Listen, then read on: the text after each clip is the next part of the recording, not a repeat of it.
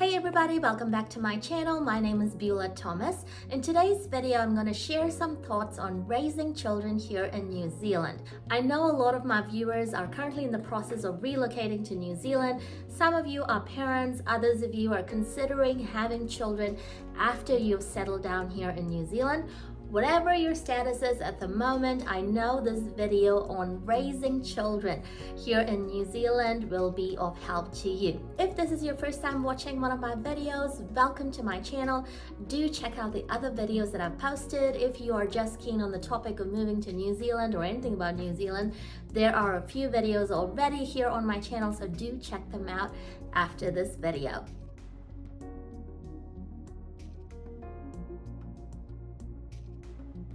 All right, let's start off with babies. Did you know that you are entitled to up to 52 weeks of parental leave? So that's 26 weeks of primary care leave, and then you can take 26 weeks of extended leave. You are entitled for up to 26 weeks of parental leave payments while you are not working, so you can take care of your child. Now, isn't New Zealand awesome?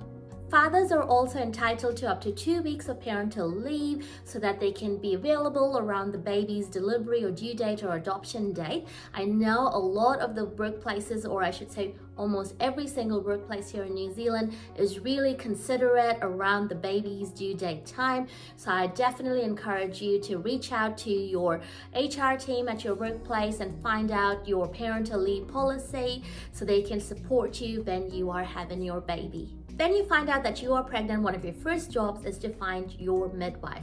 Now here in New Zealand, your midwife is your primary carer. They will support you through your entire pregnancy all the way up to when your baby is about 4 or 6 weeks old. This care is free and available to all the women here in New Zealand if they meet the Ministry of Health eligibility.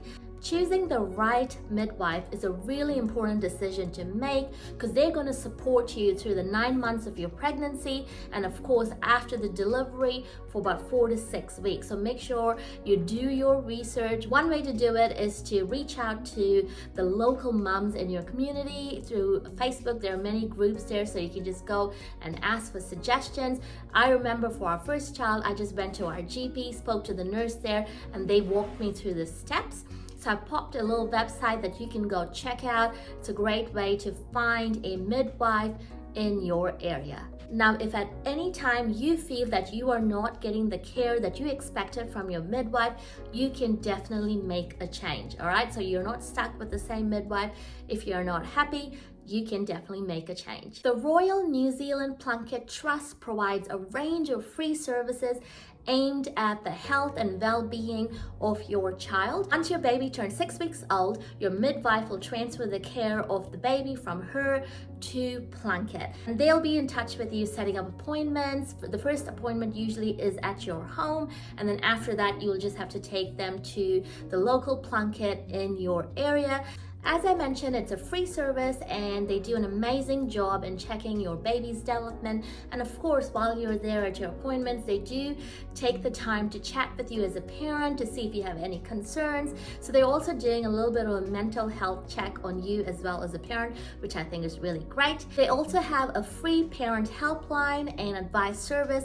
This is something that I've used with our first child because I didn't know a whole lot of information at that point, and it was really great to get their guidance on certain nights when it was a bit tough. So that's something that they offer as well. When your child turns 4, they do a before school check to check that they're ready for school.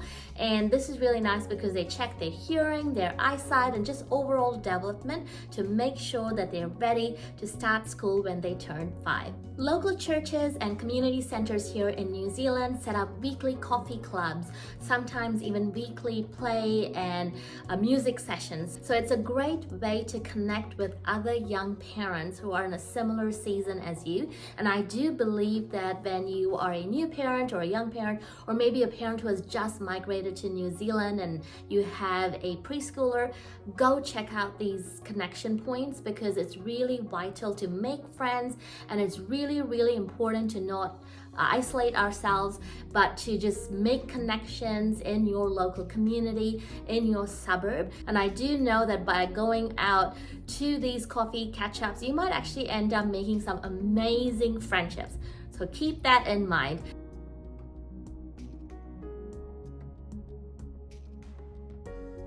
there are many options of childcare if you choose to return to work.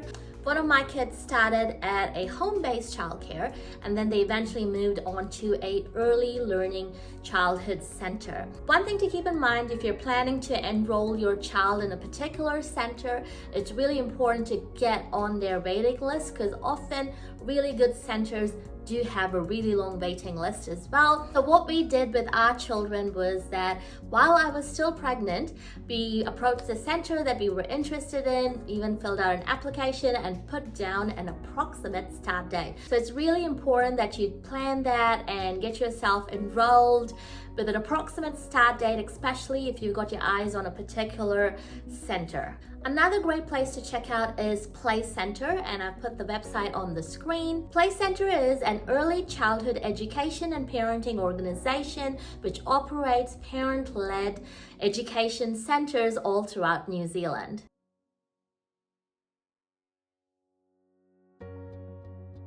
The education system for school is made up of 13-year levels. School is divided into 3 stages, so you've got primary, intermediate, and then secondary. Children in New Zealand start school when they turn 5, so the day after you turn 5 is your first day at school. I'm not going to get into the specifics of how that works, but you can check in with the school you want to get your child enrolled at. The child's primary education starts at year 1, so they'll be about 5 years old at that point, and then when they finish intermediate, that'll be year 8, so they'll be about 12 years old. Secondary schools are called as high school or college here, so that runs from year 9 till year 13.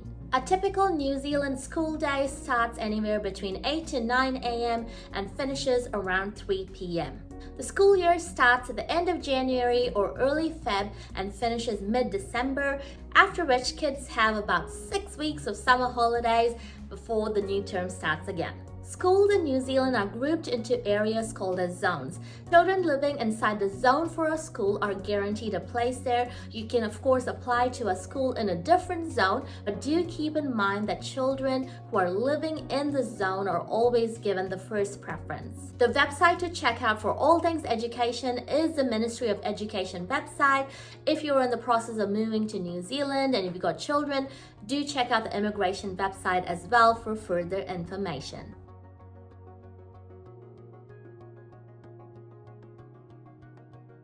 All children aged 13 and under and who are eligible for publicly funded healthcare get free healthcare here in New Zealand. Once you've settled down here in New Zealand and found a GP and have registered with them, do check out all of the services that they offer for kids. Your child is also entitled to free dental healthcare until they turn 18 years old here in New Zealand, so do check out the free services that are offered in your area.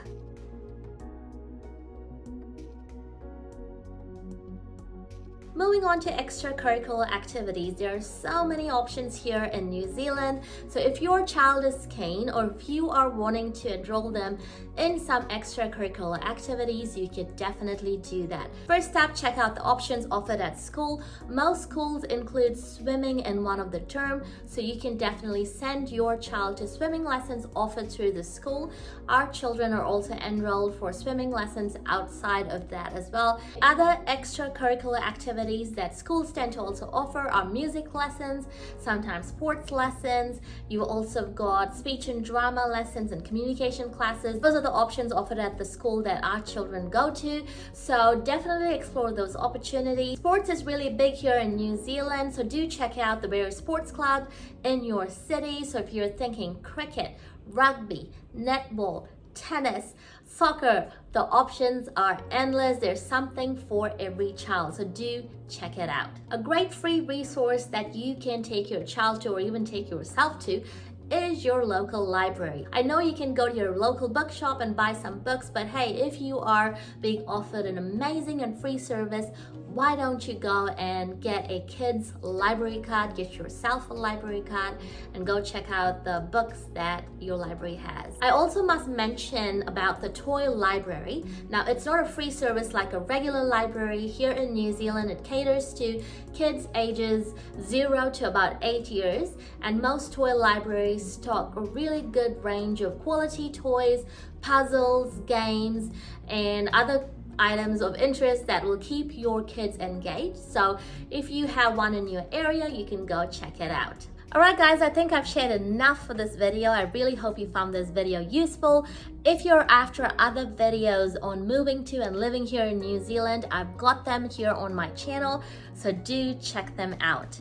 If you've enjoyed this video, don't forget to give this a like, and if you haven't done it yet, don't forget to hit that subscribe button and turn your notifications on. I know I mentioned this in every single video. Why subscribe? Well, when you hit that subscribe button, every single time I post a video, you are notified. So make sure you do that. I would love it if you do subscribe to my channel. I post videos every single week on motherhood and of course moving to and living here in New Zealand and home and life inspiration and motivation.